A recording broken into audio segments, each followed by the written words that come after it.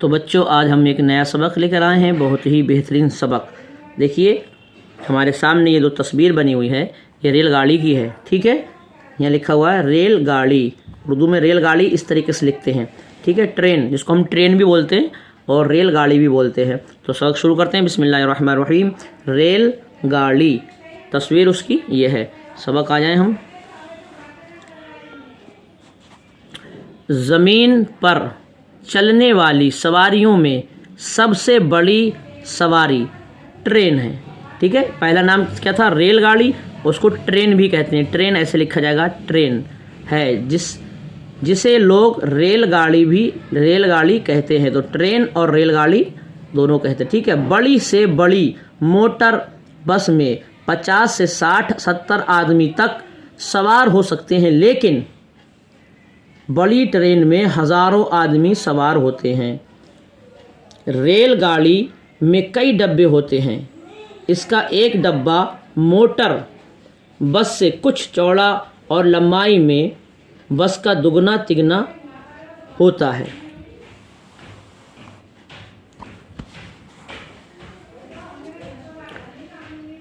بعض گاڑیوں میں 10-12 اور بعض میں 15-16 ڈبے ہوتے ہیں۔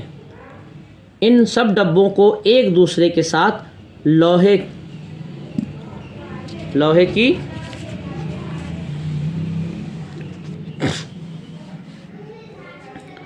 کے کنڈے سے جوڑ دیا جاتا ہے۔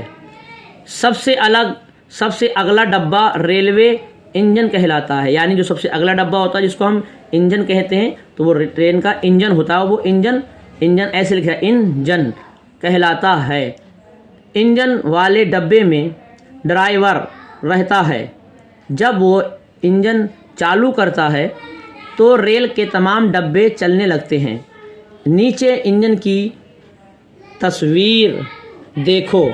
انجن اور تصویر اس کی یہ رہی، ٹھیک ہے۔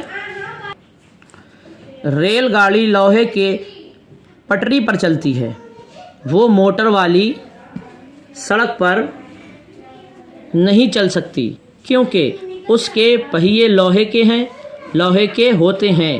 اگر موٹر والی سڑک پر اسے چلایا جائے تو اس کے پہیے زمین میں دھس جائیں گے، اسی لیے لوہے کی پیڑیاں بچھا کر اس کے لیے سڑک بنائی جاتی ہے، ٹھیک ہے۔ اب دیکھیں، پہلے جو سفر مہینوں میں پورا ہوتا تھا، آج وہ ریل گاڑی کے ذریعے چند دنوں میں ختم ہو جاتا ہے۔ جب چاہو ہزاروں من کا مال ریل گاڑی پر لدوا کر ایک جگہ سے دوسری جگہ پہنچا دو۔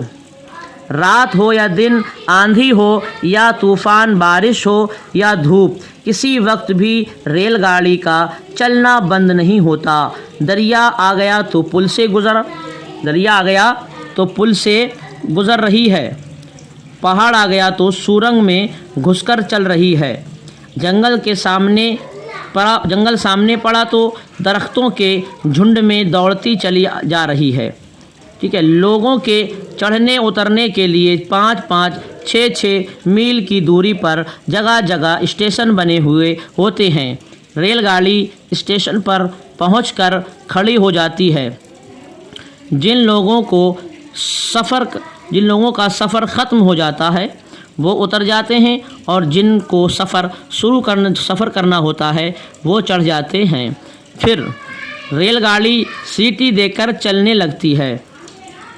ہر ڈبے میں کنارے کی طرف ایک چھوٹا سا کمرہ ہوتا ہے، اس میں پیشاب اور پاخانہ کرنے کے لیے جگہ بنی رہتی ہے۔ اسی کمرے میں پانی لینے کے لیے پائپ بھی لگا رہتا ہے۔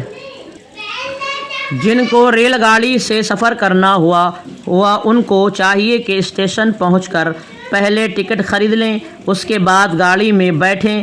بعض لوگ چوری چھپے بلا ٹکٹ سفر کرتے ہیں، وہ قانوناً مجرم اور شرعاً گنہگار ہوتے ہیں۔ خبردار، تم بغیر ٹکٹ ہرگز سفر نہ کرنا، یہ کام بہت برا ہے۔ تو آئیے ہمارے اب سوال ہیں کہ اسٹیشن کی جگہ کو کہتے ہیں اسٹیشن اس جگہ کو کہتے ہیں جہاں ریل گاڑی رکتی ہے اور یاتری چڑھتے اور اترتے ہیں، یعنی بیٹھتے ہیں اور اترتے ہیں، اس کو اسٹیشن کہتے ہیں۔ ریل گاڑی کا موٹر والی سڑک پر چل سکتی ہے کہ نہیں چل سکتی، کیونکہ اس کے پہیے لوہے کے ہیں، اگر زمین پر چلے گی تو دھس جائے گی۔ سوال نمبر 3، ریل گاڑی کا ایک ڈبہ کتنا لمبا چوڑا ہوتا ہے؟ تو ریل گاڑی کا ڈبہ بس اس کے کہتے ہیں بس کے ڈبے سے کچھ لمبائی میں بڑا اور تھوڑا چوڑا ہوتا ہے۔ ٹھیک ہے، ہمارا یہ سبق اب مکمل ہو گیا، اور جو لوگ اردو پڑھنا چاہتے ہیں وہ ہمارے چینل چمن اردو کو سبسکرائب کر لیں، بیل آئیکن کو دبائیں تاکہ روز ایک نیا سبق آپ حضرات کی خدمت میں پہنچتا رہے۔ خدا حافظ۔